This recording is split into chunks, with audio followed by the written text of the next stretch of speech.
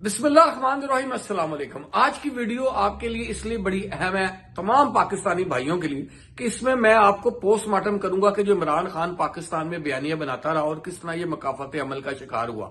पाकिस्तान में सबसे पहले इमरान खान ने जो बयानिया बेचा वो ये था कि सारे सियासतदान चोर हैं, सिर्फ मैं सादिक अमीन हूं, मैं सच्चा हूं, मैं पाक हूं, मैं साफ हूं। लेकिन इमरान खान बेसिकली खुद एक ज़कात चोर था। इसने जो झूठ बोला, कौम के सामने एक नस्ल को गुमराह किया इस नाम पर कि ये सब करप्ट हैं, चोर हैं और मैं पाक साफ हूं और मैं सादिक अमीन हूं। हुआ क्या? आपके सामने एक केस का फैसला है, तोशा खाना केस। उस केस के अंदर ये घड़ी चोर भी साबित हुआ, इसकी बीवी भी चोर साबित हुई। ये वहां से हीरे जवाहरात भी लेता रहा, डिनर सेट भी लेता रहा। इसने चोरी की जो घटिया से घटिया लेवल था ना, उसको भी इस बंदे ने क्रॉस किया। तो इसका ये बयानिया कि ये सारे करप्ट है और मैं पाक साफ हूं, ये बढ़ गया और ये मकाफात अमल का शिकार हुआ। ये इसका बयानिया अल्लाह की तरफ से सामने इसके आया। और ये चोरी तो कुछ भी चोरी नहीं है, अभी तो 192 मिलियन पाउंड का केस और इसके अलावा बेशुमार इसके करप्शन के केस हैं जिनके फैसले आने हैं। लेकिन मैं सिर्फ आपको एक केस बता रहा हूं, ये सिर्फ एक घड़ी जो इसने बेची थी उसका केस नहीं था। ये तोशा खाना में इसने जितनी चोरी की, इसमें इसको सजा हो गई, ये कन्विक्ट हो गया और अब आपके सामने ये बयानिया इसका बढ़ गया। अब दूसरा इसने एक बयानिया बनाया, जब इसको हुकूमत से निकाला गया तो इसने एक सबसे बड़ा बयानिया बनाया कि ये जो मुझे निकालने वाले हैं मीर जाफर मीर सादक हैं। मीर जाफर मीर सादक कौन थे? तारीख में गद्दार थे। इसने पाकिस्तान की स्टैब्लिशमेंट को गद्दार साबित किया, जिनकी ये क्या नाम ना कंधों पर बैठ के आया था। लेकिन ये बयानिया भी बेसिकली झूठ था। इसकी वजह थी कि मीर जाफर मीर सादक गद्दार थे, अल्लाह ताला ने इसको दिखाया और मकाफात अमल का शिकार हुआ। ये साइफर केस जो उसने हलफ दिया हुआ था, वैसे इसका हलफ की तो कोई अहमियत नहीं है, ये एक झूठा शख्स है।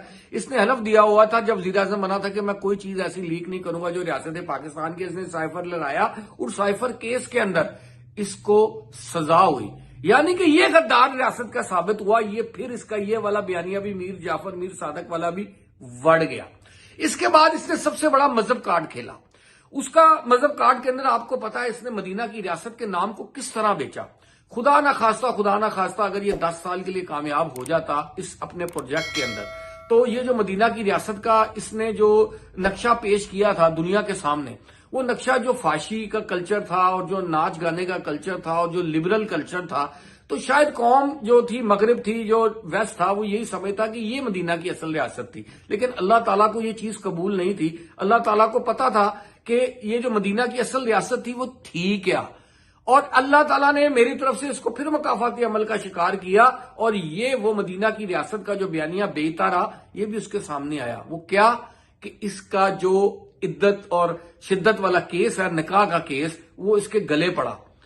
जिस बंदे ने कुरान की हदूद को तोड़ा हो, जिसने शरीयत की हदूद को तोड़ा हो और वो मदीना की रियासत का नारा लगाता हो, झूठा, कौम को बेवकूफ बनाता हो, तो अल्लाह ने उसको ये दिखाना था। ये फिर मकाफात अमल का शिकार हुआ और ये मकाफात अमल जो थी ना इसके सामने आई और इसको बड़ी उसके अंदर भी सजा हुई इद्दत में। और ये इसने कोई छोटा मोटा जुर्म नहीं किया, ये बहुत बड़ा जुर्म किया और ये इसने अदालत में माना है ये बात कि ना उन्होंने ये क्लेम ही नहीं किया। उन्होंने तो 39 दिन की वो तरफ चले गए कि 39 दिन बाद ये जो होती है क्या नाम ना इद्दत पूरी होती है। इस पे भी बहुत बड़ी उलमा बहस कर चुके हैं।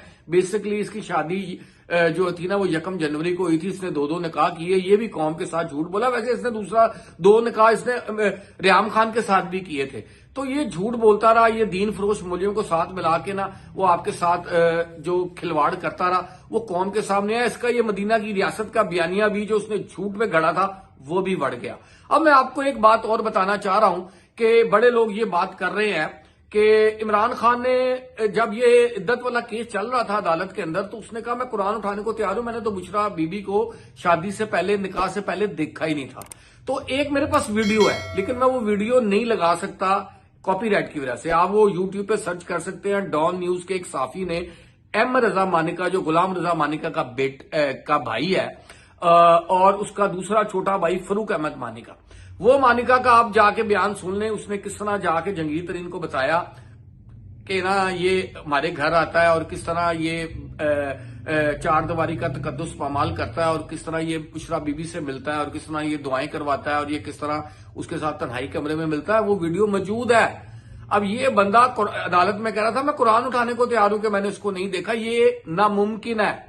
یہ اس سے پہلے بھی کئی صحافی یہ بات کر چکے ہیں کہ خاور مانیکا کے گھر میں اس کو دیکھا گیا باقاعدہ بشرا بی بی کے ساتھ نکاح سے پہلے۔